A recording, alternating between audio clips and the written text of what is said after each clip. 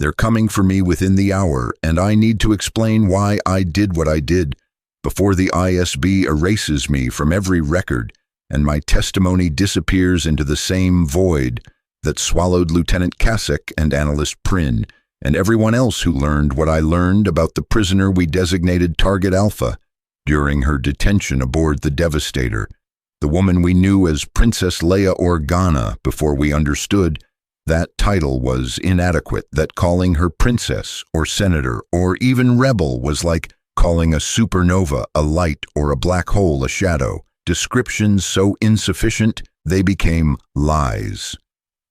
My name is Senior Interrogator Moff Tarek Sarn, Imperial Security Bureau, Psych Operations Specialist, assigned to high-value political detainment and intelligence extraction, 15 years of loyal service, 43 successful interrogations resulting in actionable intelligence and appropriate disposition of subjects, commendations from Director Yularen himself, and I'm about to tell you why Princess Leia Organa represents an existential threat to the Empire, not because of what she knows or who she leads, but because of what she is, which is something we have no protocols for, no countermeasures against, no conceptual framework to even properly categorize.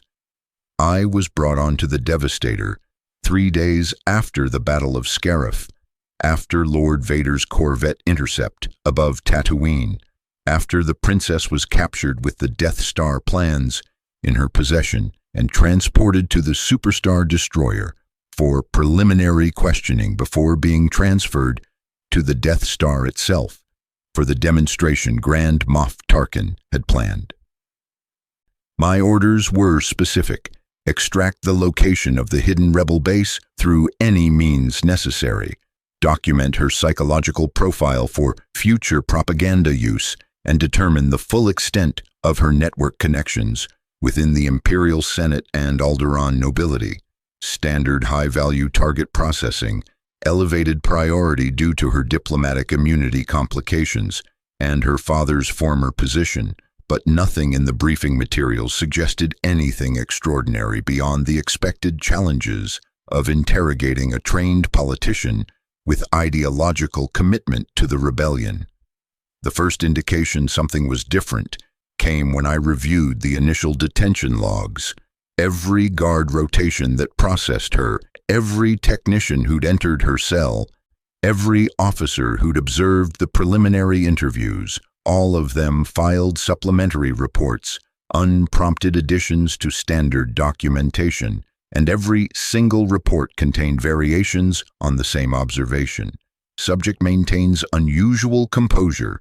Subject demonstrates abnormal confidence given circumstances. Subject appears to be evaluating interrogators rather than being evaluated.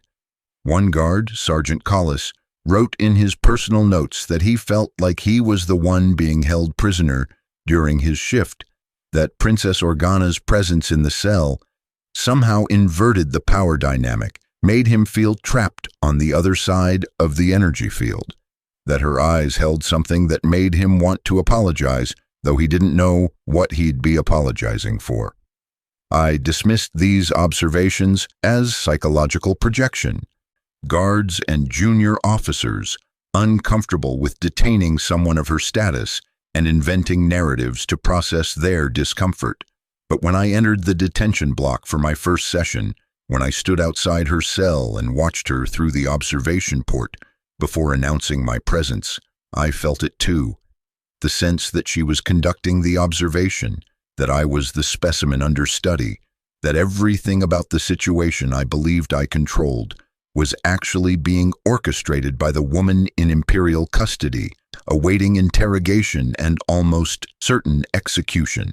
She sat on the cell's bench with perfect posture, wearing the white senatorial gown she'd been captured in, now stained with carbon scoring and dust from the Corvette's corridor fighting. Her hair still in those distinctive coiled braids, despite the violence of her capture.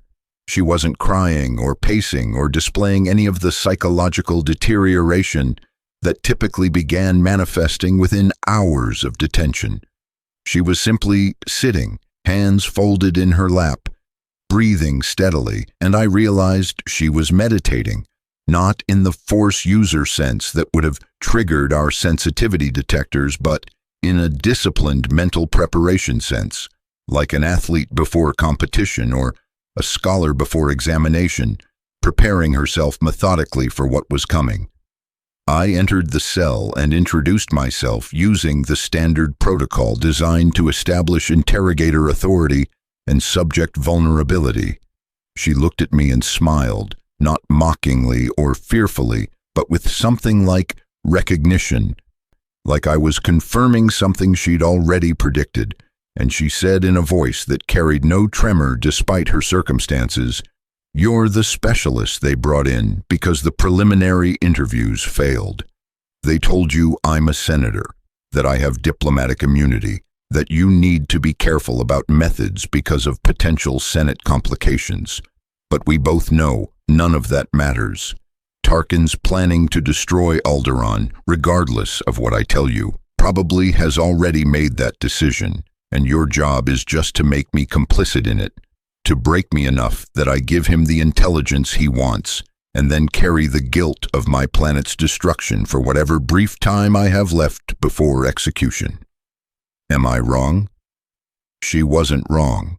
The accuracy of her analysis was disturbing, suggested intelligence preparation far more thorough than we'd expected, suggested she understood imperial psychology and methodology at levels that should have required inside access to ISB training materials. I proceeded with the scripted introduction anyway, establishing the parameters of her situation, the consequences of cooperation versus resistance, the certainty of our eventual success in extracting the information we required. She listened attentively like a student in a lecture, occasionally nodding as if I was confirming theories she'd already developed. And when I finished, she said, "You don't believe any of that. I can see it in your face. You've conducted enough interrogations to know that torture is unreliable, that broken subjects provide whatever answers they think will stop the pain regardless of accuracy. That actual intelligence extraction requires psychological manipulation rather than physical coercion. So what you're really doing is establishing baseline, measuring my responses, building a profile you'll use to identify my psychological vulnerabilities and pressure points. The speech about consequences and certainty is just theater, a ritual you perform because the Empire requires it, but your actual work is observational." Again, absolutely correct. I maintained my expression neutrality, didn't confirm or deny, proceeded to the first round of questions about her diplomatic activities, her connections to known rebel operatives, her father's political network on Alderaan. She answered each question with perfect honesty about public information and perfect evasion about anything classified, not through obvious deception, but through responses so technically accurate and substantively empty that they provided no actionable intelligence while giving me nothing concrete to challenge. It was masterful, the kind of interview performance that required years of training and practice, and I realized I was dealing with someone who'd been preparing for this exact scenario for most of her life, who'd probably undergone resistance interrogation training from rebel intelligence specialists, who'd studied imperial methodology specifically to develop countermeasures. But it was more than training. There was something else, something I couldn't identify in that first session, a quality to her presence that transcended mere preparation or skill. The cell's temperature was standard, 18 degrees Celsius, but I found myself cold during the interview, my breath occasionally misting despite the environmental controls, and the sensation wasn't physical exactly but psychological, like her presence generated its own climate, its own atmospheric pressure that altered the space around her in ways the instruments didn't register but that consciousness perceived. After 90 minutes, I terminated the session and returned to my office to review the recordings and begin building the psychological profile.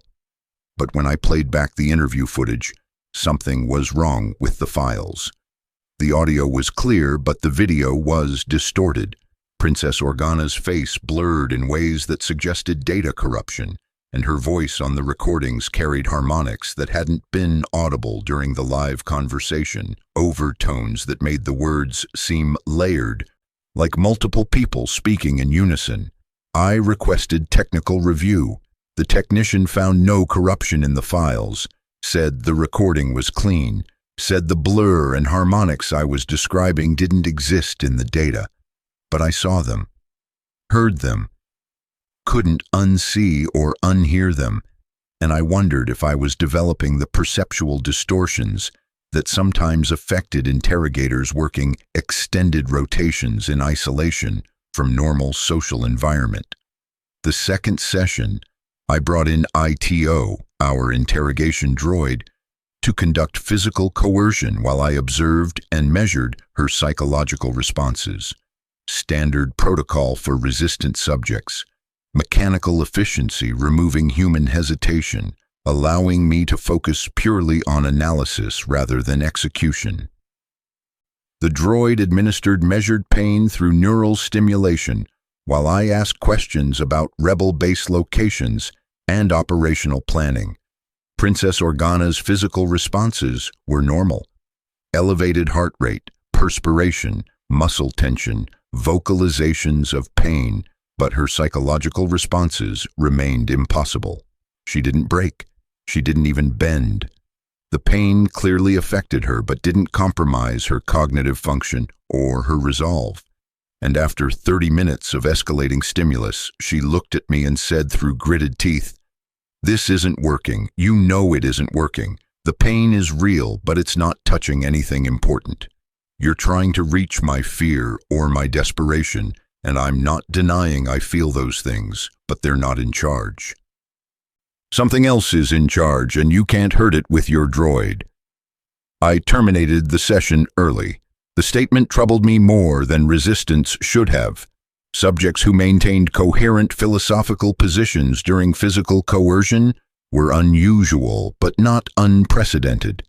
Ideological commitment could provide significant pain tolerance, but the way she phrased it suggested something different, suggested a psychological architecture I didn't recognize, a self-structure where pain and fear existed as subordinate processes rather than primary motivators. I spent 6 hours that night reviewing imperial psychological literature, rebel interrogation resistance manuals we'd captured, even obscure texts on meditation and consciousness techniques from the Jedi archives, trying to find framework for what I was observing. What I found was disturbing. Several documents, most heavily redacted, referenced Force-sensitive individuals who demonstrated unusual resistance to interrogation, not through Force powers but through what the texts called strength of presence, an ineffable quality that made their consciousness seem denser, more coherent, more resistant to external pressure than baseline human psychology could explain. These individuals weren't moving objects or reading minds, but they were somehow more real than other people, existed more intensely, their sense of self so consolidated and certain that attempts to threaten or coerce it failed not because the threats weren't credible, but because something in their fundamental being refused to acknowledge external authority over their internal state. Princess Leia Organa wasn't Force-sensitive according to our testing. She'd been scanned repeatedly, no midichlorian elevation, no indication of the genetic markers associated with Force ability. But she had that quality the redacted documents described, that presence, that density of being, and I began suspecting that Force sensitivity might be just one expression of something larger, that maybe there were different forms of psychological exceptionalism, different ways consciousness could exceed normal parameters, and Princess Organa represented a variant we hadn't cataloged, hadn't prepared for, hadn't even conceptually recognized as possible. The third session, Lord Vader was present. He'd returned from the battle with Grand Moff Tarkin's authorization to use any methods necessary to extract the rebel base location before the Death Star reached engagement range with Alderaan. I was nervous. Everyone was nervous around Vader. His presence generated fear like radiation, unavoidable and accumulating, but also curious whether his capabilities would succeed where conventional interrogation had failed. He entered the cell, and I watched from the observation room as he stood before Princess Organa, his black armor and mechanical breathing filling the space, his presence so overwhelming that the very air seemed to darken. "Princess," he said, his voice mechanically modulated, but carrying undertones of something vast and cold. "Your resistance is admirable but futile. I will have the information I seek. You can provide it willingly, or I will take it. The choice is yours, though the outcome is identical." She looked up at him. This young woman, barely past 20, facing the Empire's supreme enforcer, facing the legendary terror who'd personally hunted and killed dozens of Jedi, facing a power so far beyond her own capabilities that comparison was meaningless. And she said clearly, without hesitation, "You'll have nothing from me except my contempt for what you've become. I know what you were, I know what you could have been, and I know what you chose, and that choice is yours to carry forever, not mine." The temperature in the detention block dropped 15 degrees in 3 seconds. Emergency alerts triggered across multiple systems. Vader's breathing accelerated, the mechanical rhythm becoming irregular, and I felt something pressing against my mind, against my consciousness itself, like enormous weight descending, like standing at the bottom of an ocean where the pressure threatened to collapse your skull. He was using the Force, using it against Princess Organa, and I watched her face through the observation port, expecting to see her break finally, expecting to see terror or pain or the psychological dissolution that occurred when human consciousness confronted something impossible. She didn't break. Her face showed strain, showed effort, showed that she felt whatever Vader was doing to her, but she didn't break, and after 15 seconds that felt like 15 hours, Vader stepped back, his breathing gradually normalizing, and he said in a voice that sounded almost surprised, "You have your father's strength." "My father's," she corrected. "Both of them taught me that some things matter more than survival. Some things are worth protecting even at the cost of everything.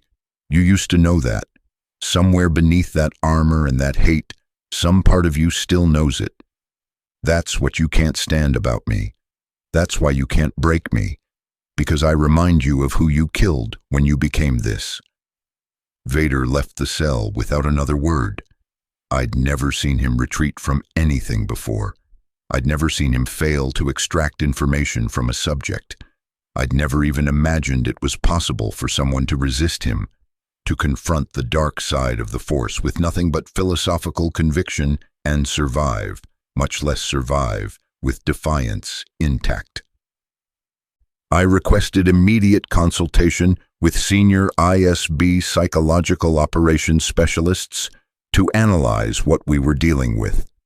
The consultation was delayed because we'd arrived at Alderaan, and Grand Moff Tarkin was executing his demonstration strategy, bringing Princess Organa to the Death Star's bridge to witness her planet's destruction, using ultimate coercion to extract the rebel base location. I watched the bridge recordings afterward, watched Tarkin inform her that Alderaan would be destroyed unless she provided the information, watched her realize he was serious, that he would actually murder 2 billion people, including her entire family, to prove the Empire's power. Watched her face as she calculated her options and realized she had none. Watched her provide a location. "Dantooine," she said. "The rebel base is on Dantooine." Her voice breaking, tears finally appearing, her psychological defenses finally compromised by threat so extreme that even her exceptional resolve couldn't maintain detachment. Tarkin ordered Alderaan destroyed anyway, fired the super laser, murdered her planet while she watched, while she screamed, while she collapsed against the observation window and witnessed 2 billion people, including everyone she'd ever known outside the rebellion, atomized in seconds, their deaths washing across the Force as disturbance so enormous that every Force-sensitive in the galaxy felt it, a psychic scream that would echo across space-time forever, and Princess Leia Organa felt it not through the Force, because she wasn't Force-sensitive, but through pure empathic connection, through the simple human reality of watching your entire world end. I thought that would break her finally. I thought nothing could survive that level of trauma with psychology intact. I was wrong. She broke temporarily, collapsed, went catatonic for approximately 4 hours, but when she recovered, she came back harder, came back as something even more dangerous than she'd been before, because now she had nothing left to lose, no more hostages for the Empire to threaten, no more leverage against her except her own life, and she clearly no longer valued her survival as highly as she valued hurting the Empire that had murdered her planet. She became pure defiance, pure resistance, pure refusal to acknowledge Imperial authority, and when they brought her back to detention, she sat in her cell and began humming a melody I didn't recognize, humming with eerie calm, like she was meditating again, like she was processing her trauma through some internal transformation system and emerging not broken but tempered. The Death Star was destroyed 6 days later.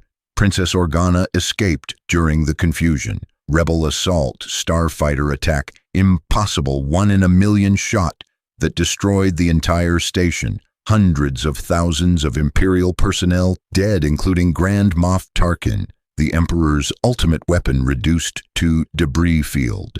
The official reports attributed the disaster to tactical oversight and Rebel desperation and terrible luck, but I knew better.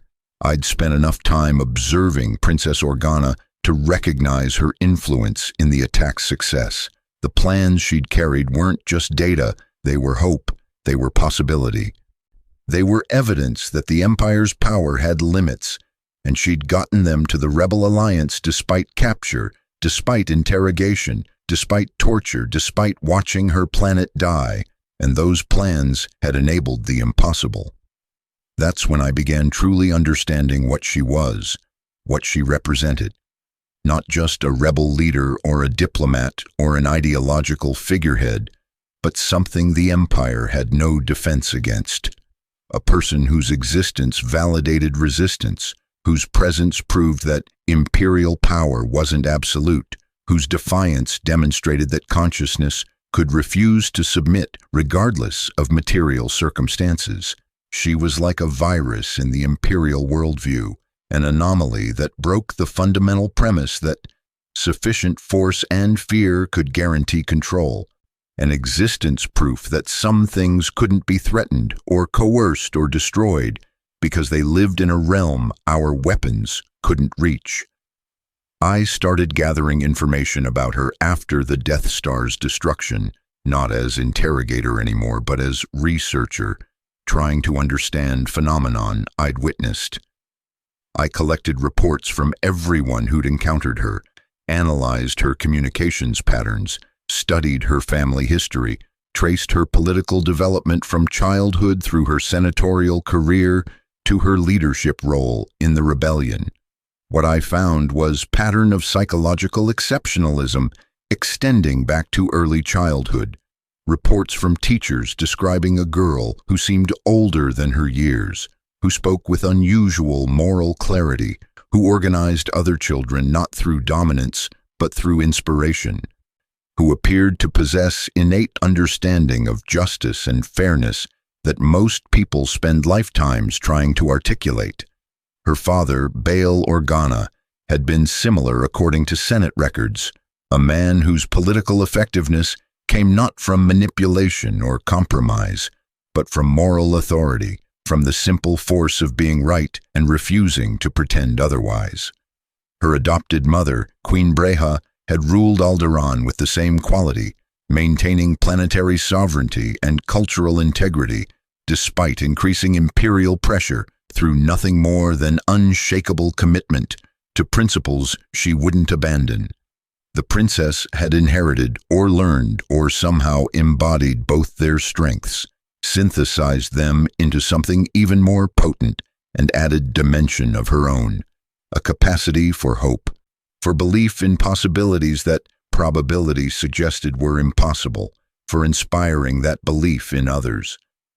Then I found the classified files, the really classified ones above my clearance level that I accessed through methods that will probably be among the charges listed in my execution order.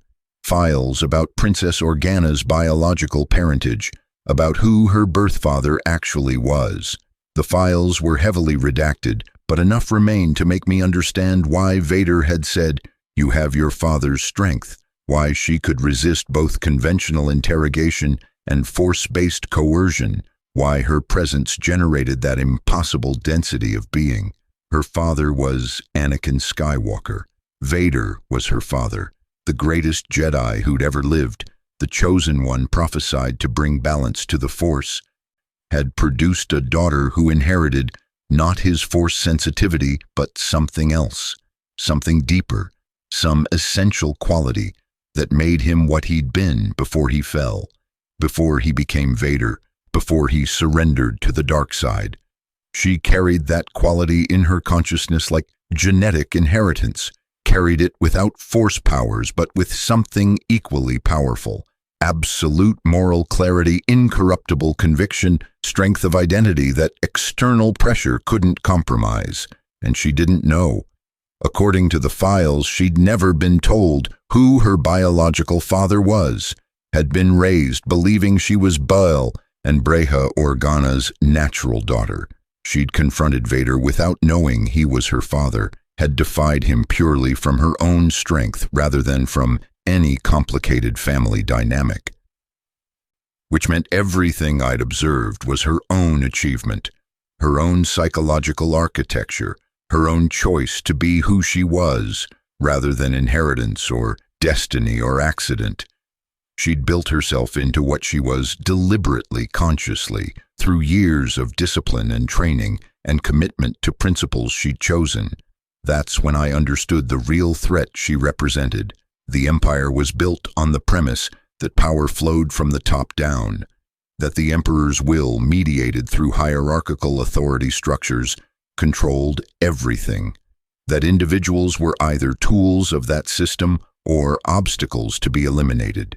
But Princess Leia Organa demonstrated a different model, demonstrated that power could flow from principle rather than force, from conviction rather than coercion, from individual human choice rather than systematic control, and more dangerously, she demonstrated that this type of power was contagious, that her example inspired others, that watching someone refuse to submit encouraged others to refuse also, creating cascading resistance the Empire couldn't suppress through traditional means because it wasn't organizational or ideological, but something closer to mimetic, spreading through human consciousness like fire through dry grass. She was leading the rebellion not through military strategy or political maneuvering, though she did those things competently, but through being someone worth believing in, someone whose existence proved resistance was possible, someone who transformed abstract principles like freedom and justice into concrete reality through the simple act of embodying them regardless of consequences. That's what defiant leadership actually meant in her context, not defying specific orders or challenging specific authorities, but defying the entire imperial worldview, refusing to accept that might makes right, refusing to pretend survival was more important than integrity, refusing to acknowledge that external circumstances could determine internal values. I compiled all my findings into classified report analyzing Princess Organa's psychological profile and recommending strategic approaches for neutralizing her influence.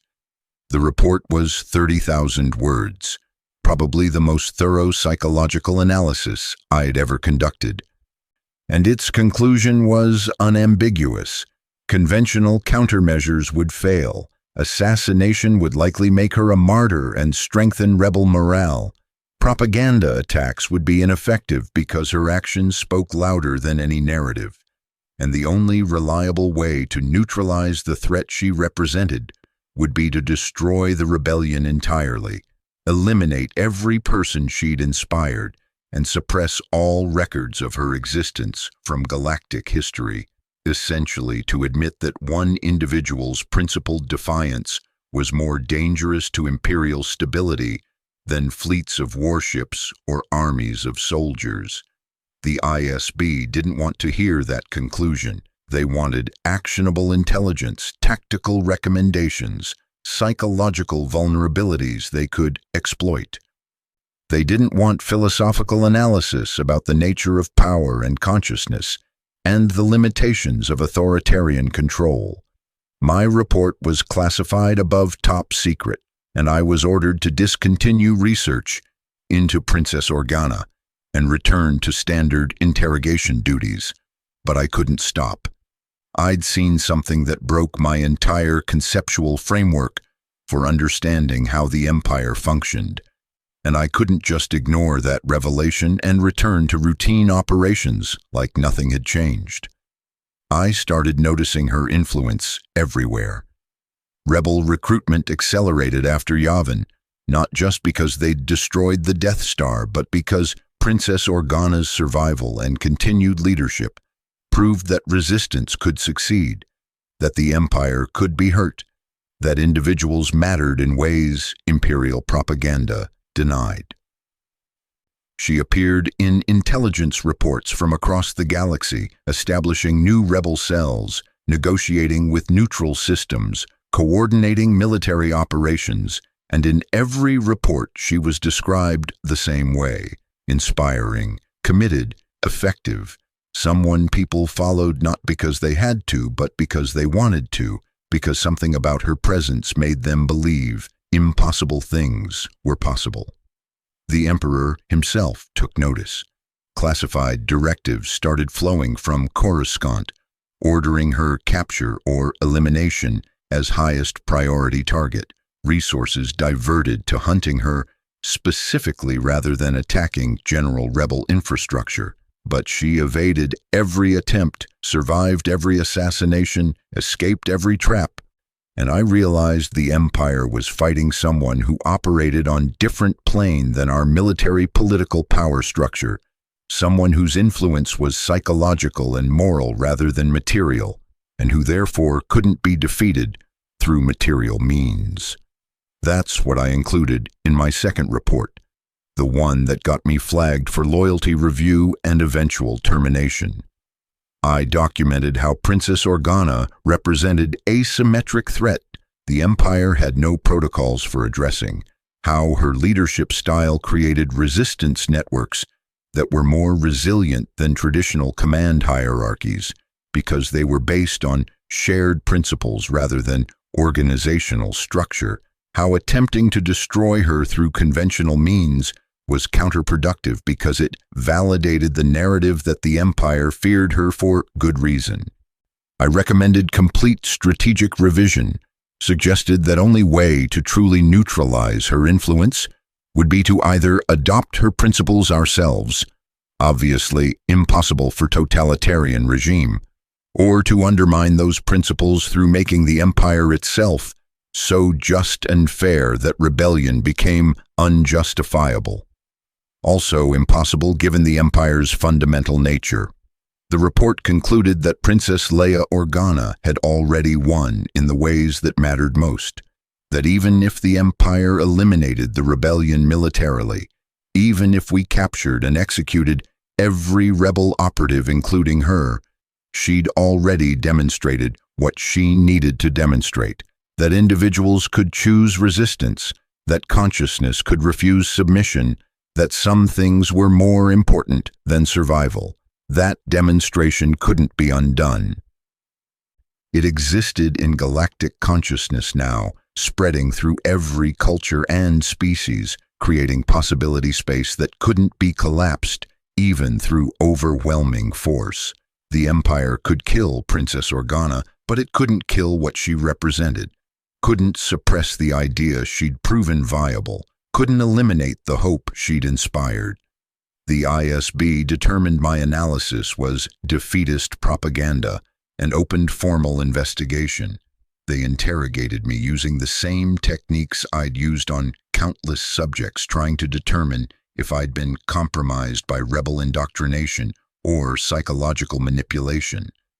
I told them the truth, that I hadn't been compromised but converted, that observing Princess Leia Organa had forced me to recognize reality, the imperial worldview deliberately obscured, that exceptional human beings existed who couldn't be broken through force or fear because their identity was constructed on foundations our weapons couldn't reach, and that the Empire's long-term survival was impossible as long as such individuals existed to demonstrate alternatives to submission.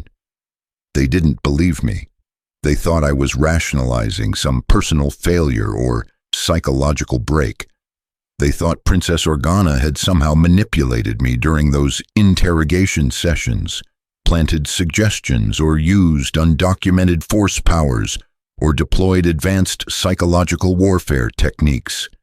They couldn't accept the simpler explanation, that I'd witnessed something genuinely exceptional, genuinely outside their conceptual framework, and had reported honestly about what I'd seen and what it meant.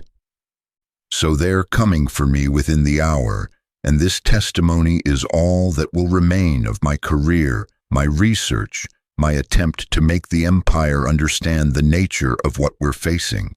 They'll erase me from records, eliminate my analyses, pretend I never existed, or that I was just another casualty of rebel psychological warfare. But the truth remains regardless of their suppression. Princess Leia Organa is dangerous not because of what she does, but because of what she is, and what she is cannot be destroyed, cannot be defeated, cannot be eliminated without eliminating the very possibility of human consciousness choosing its own values. Her defiant rebellion leadership isn't about tactics or strategy or military operations, though she conducts those effectively. It's about being someone who refuses to submit, refuses to compromise essential principles, refuses to acknowledge that external power determines internal reality. It's about demonstrating through her own existence that individuals can resist totalitarian control not through matching force, but through maintaining psychological sovereignty regardless of consequences. It's about inspiring others through example rather than commanding them through authority. It's about creating an alternative model of human organization based on freely chosen cooperation rather than enforced compliance. The Empire has no defense against that. We're structured to control through fear and force, to suppress resistance through demonstrating that resistance is futile, to maintain order by making submission seem inevitable and resistance seem impossible. But Princess Organa proves resistance is possible, proves submission is choice rather than necessity, proves that consciousness can choose its own values regardless of material circumstances. And once that's been proven, once people have seen someone actually do it, successfully resist despite overwhelming imperial power, the psychological foundation of totalitarian control fractures irreparably. That's why she has to die according to imperial doctrine. That's why the emperor himself has prioritized her elimination. Not because she's effective rebel leader, though she is, but because her existence undermines the premise that empire represents inevitable historical progression, that resistance represents mere nostalgic attachment to failed systems, that individuals don't matter in the face of overwhelming systemic power. She proves all those claims false simply by continuing to exist. To resist, to lead, to inspire, to demonstrate that another way is possible, but killing her won't solve the problem. She's already created what she needed to create. Proof of concept, existence proof, living demonstration that cannot be erased from consciousness, even after she dies. Her leadership has been recorded, analyzed, witnessed by thousands of people across the galaxy who've seen someone genuinely principled, genuinely brave, genuinely committed to something larger than personal survival. Those witnesses will carry that memory forever, will be shaped by it, will pass it to others, will create cascading influence that spreads exponentially through culture and across generations. She's made herself into symbol, but not empty propaganda symbol that can be deconstructed or debunked. She's symbol grounded in observed reality, in documented actions, in material accomplishments that prove her principles aren't merely abstract ideals, but practical foundations for effective action. She's demonstrated that moral clarity enhances rather than impedes effectiveness, that refusing to compromise essential values creates rather than limits strategic possibilities, that leadership based on inspiration is more durable than leadership based on intimidation. I'm going to die having understood something the Empire refuses to acknowledge, that Princess Leia Organa represents evolutionary development in human consciousness, represents capacity for psychological integration and moral coherence that exceeds normal parameters, represents what human beings can become when they commit fully to principles they've chosen, rather than accepting values imposed through authority. The Empire is fighting human potential itself, fighting the possibility that individuals can exceed their conditioning and choose to be better than circumstances require. That's a fight the Empire cannot win long term. You can kill exceptional individuals, but you can't eliminate the possibility of exceptionalism, can't suppress the human capacity for moral growth, can't prevent consciousness from recognizing that submission is choice rather than necessity.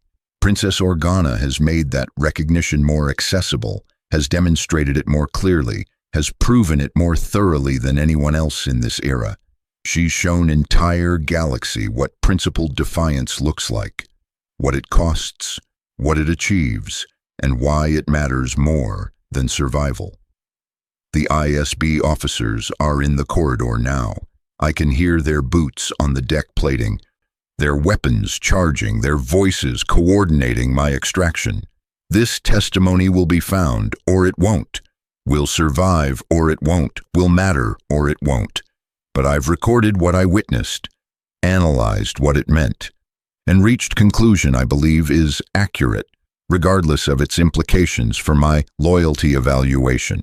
Princess Leia Organa is the most dangerous individual in the galaxy, not through force powers or military genius, but through being someone who proves that resistance is possible, that principles matter, that individuals can refuse to submit regardless of consequences.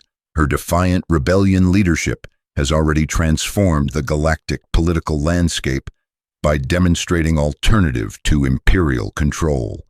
The Empire can kill her, but cannot kill what she represents, cannot eliminate the hope she's inspired, cannot suppress the truth she's proven, that human consciousness can choose freedom regardless of external circumstances, that dignity cannot be taken, only surrendered, that some things matter more than survival.